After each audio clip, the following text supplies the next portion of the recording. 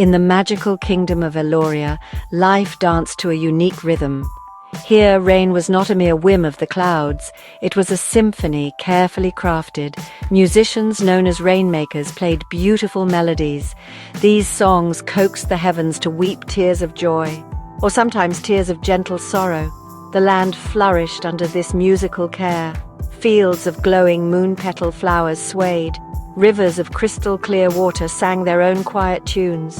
Every drop of rain was a note in Aeloria's great song. This music was the heartbeat of the kingdom. Without it, the flowers would wilt, the rivers would dry, Aeloria would fall silent. The most revered figure in Aeloria was the master rainmaker. His name was Lyran. He was old, his face a map of many seasons. His eyes held the wisdom of ancient storms. Lyran possessed a unique instrument. It was a harp, forged from the heart of a fallen star.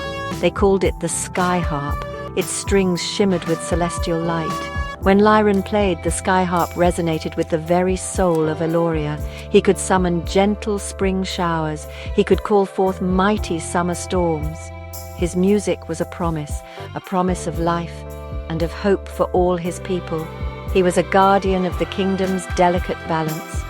One bright morning, a young girl named Elen arrived at Lyran's door. Her eyes shone with determination and awe.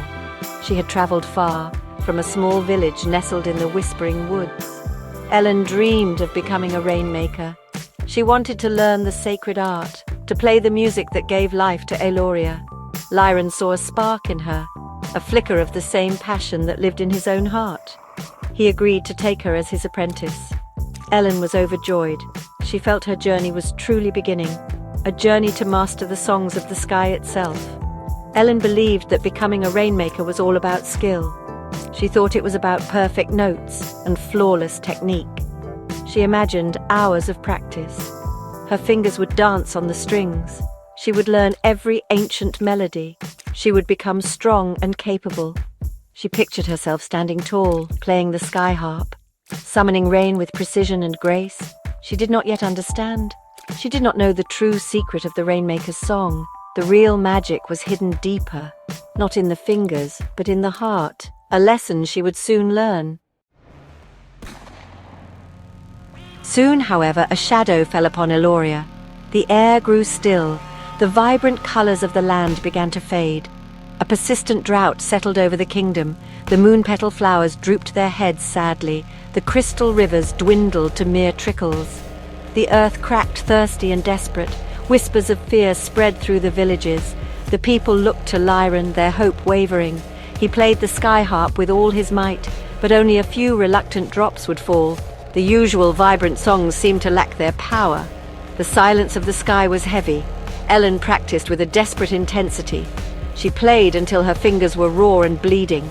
She followed Lyran's instructions with meticulous care. She copied his every note, every flourish, yet her music felt hollow, empty. No matter how perfectly she played the ancient melodies, the sky remained stubbornly clear. The sky harp felt cold beneath her touch. It did not sing for her. It did not respond to her efforts. Frustration gnawed at her. She felt like a failure. The weight of Aeloria's thirst pressed down heavily upon her young shoulders. She was trying so hard, but nothing worked. The king of Aeloria, a man of stern disposition, grew increasingly impatient. His royal gardens were wilting. His people were suffering. He summoned Lyran and Elen to the grand hall. His voice, usually calm, was laced with unrest. He demanded to know why the rains had ceased. He questioned Lyran's skill. He looked at Elen with doubtful eyes. The pressure mounted with each passing day. Hope dwindled like the water in the wells. Elen felt the king's gaze like a physical weight. She felt the despair of an entire kingdom resting on her ability to make it rain. Lyran tried to guide Elen gently. He saw her struggle. He saw her dedication. "The music is not just in the notes, child," he would say softly. "It is in the feeling. The sky harp listens to the heart, not just the hands." Elen listened, but she did not truly comprehend. How could feelings create rain?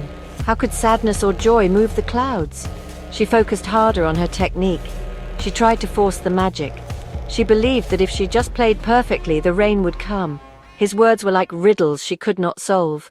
She was lost in a maze of effort and confusion. One evening, Elen felt utterly defeated. The land was parched. The people were losing hope. Lyran looked older, more worried than she had ever seen him. She retreated to the quiet solitude of the practice chamber. The sky harp stood gleaming softly in the moonlight. She sat before it, not as an apprentice, but as a lost girl. She felt the drought within her own soul, a reflection of the barren land outside. The silence in the room was heavy.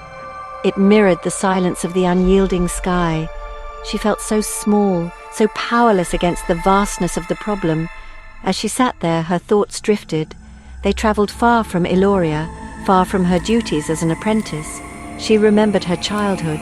She recalled her small, vibrant village, a village that was no more, lost to a terrible fire years ago, a fire that had consumed her home, her family.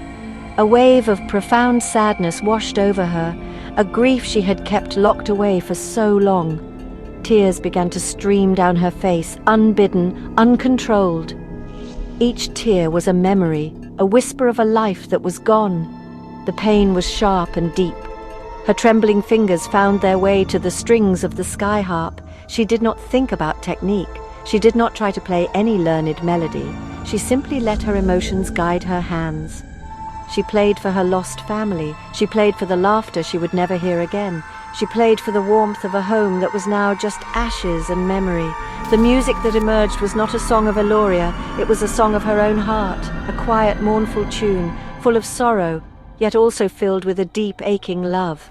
As the last note of her improvised lament faded, something shifted. The air in the chamber grew cooler. A soft rumble echoed in the distance. Elen looked up, startled. Through the window she saw a single perfect raindrop splash against the glass, then another and another. A gentle patter began on the roof. The sky, so long indifferent, was responding. It was not a storm of power, it was a soft, compassionate weeping, a mirror to the sorrow she had poured into the sky harp. Her heart ached, but a tiny seed of wonder began to sprout.